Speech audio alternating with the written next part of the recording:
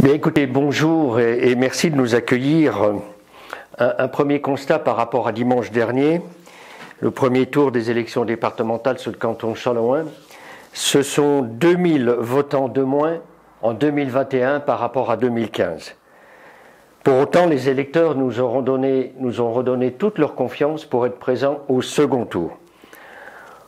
Pourquoi une telle abstention, près de 70%?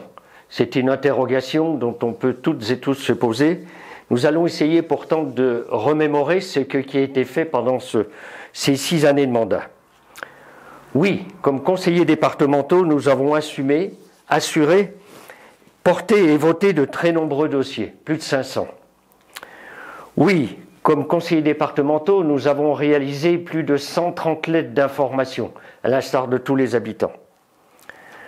Oui, comme conseillers départementaux, nous avons rencontré tous les élus, des mairies, les associations, les habitants dans le cadre de nos permanences.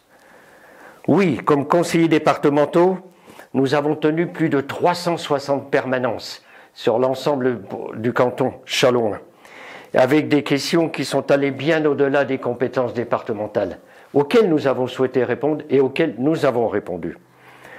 Oui, comme conseillers départementaux, nous avons été présents dans toutes les instances où nous étions élus, que ce soit dans les commissions, dans les syndicats, dans les civils, etc. Oui, comme conseillers départementaux, nous avons rédigé plus de 400 courriers en réponse aux habitants. Oui, comme conseillers départementaux, nous avons soutenu l'ensemble des dossiers présentés par les communes du canton. Oui, comme conseillers départementaux, nous avons soutenu et porté les demandes des associations pour leurs subventions dans le cadre du DAVAL, plus de 70 dossiers. Oui, comme conseillers départementaux, nous avons porté les subventions dans le cadre de l'habitat pour le logement, pour l'ensemble des particuliers qui sont venus à notre rencontre. Oui, comme conseillers départementaux, et nous sommes fiers de l'avoir fait, nous avons porté haut et fort de nombreuses interventions pour permettre le maintien de la caserne des pompiers à Crissé, alors que le conseil d'administration, dirigé par la majorité départementale, souhaitait sa fermeture. Oui, et nous sommes fiers de l'avoir fait, comme conseillers départementaux, pour avoir porté haut et fort un certain nombre d'interventions pour permettre à une association mondialement reconnue de retrouver les droits à sa subvention. La majorité départementale actuelle, en 2016, l'avait supprimée. Et je parle de l'association La Croix-Blanche. Oui, nous sommes fiers, comme conseillers départementaux, d'avoir là aussi, auprès d'une association qui a une activité très digne, l'association Livre à lire, qui s'est vue refuser sa subvention en 2016. Nous avons porté ce dossier et nous avons fait en sorte que cette association puisse à nouveau prétendre à une subvention. Oui, nous sommes fiers d'avoir porté l'ensemble des demandes de subvention de la part des particuliers, des associations. Et je pense aussi à l'association Livre à lire, mais je viens d'en parler. Oui, comme conseillers départementaux, ce sont plus de 100 dossiers dans le cadre des solidarités pour le canton. Oui, comme conseillers départementaux, ce sont plus de 72 dossiers concernant la jeunesse pour le canton.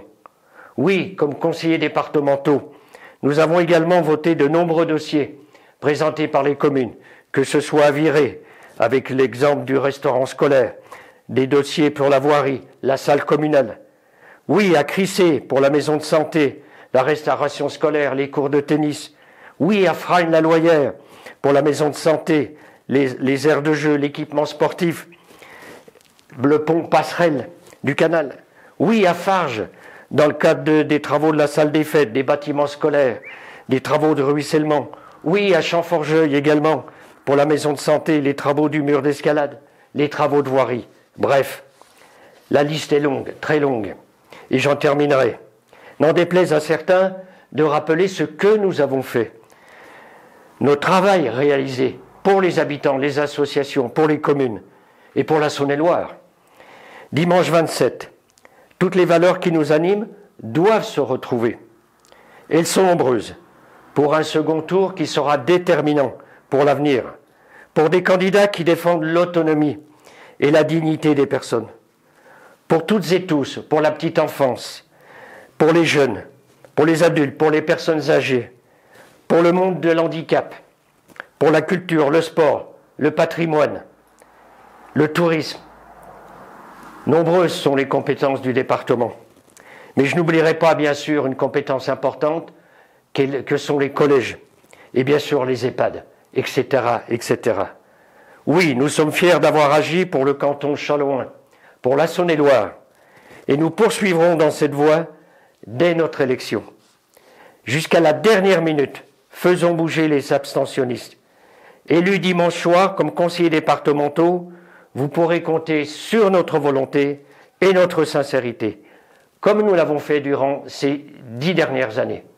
Merci de votre écoute et à dimanche soir.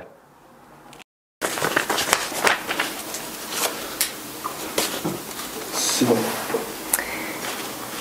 Dimanche dernier, vous aviez choisi de ne pas aller voter et vous n'êtes pas sûr d'aller voter dimanche 27 juin. Je souhaitais vous apporter quelques éclairages pour vous convaincre que la droite et la gauche, ce n'est pas pareil. Et c'est dimanche, vous aurez à choisir entre un binôme de droite et un binôme de gauche. J'ai choisi de retenir 4 sujets pour vous montrer les différences. Je vais vous parler de collège et de transport, de la RCEA, de logement social et de renouvellement urbain, et enfin des EHPAD publics.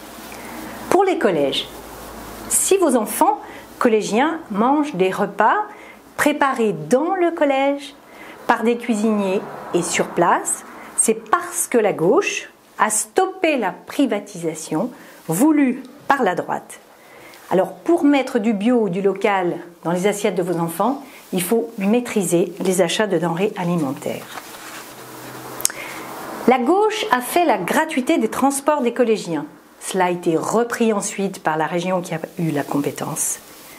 La gauche a allégé le poids des cartables des élèves de 6e, c'est un enjeu de santé publique, avec un double de jeu de livres, un à la maison, un à l'école, puis elle a instauré les tablettes TED qui ont permis de individualiser la pédagogie. En matière de transport, si vous voulez prendre un bus pour aller prendre le TGV au Creusot, ça vous coûte 1,50 €.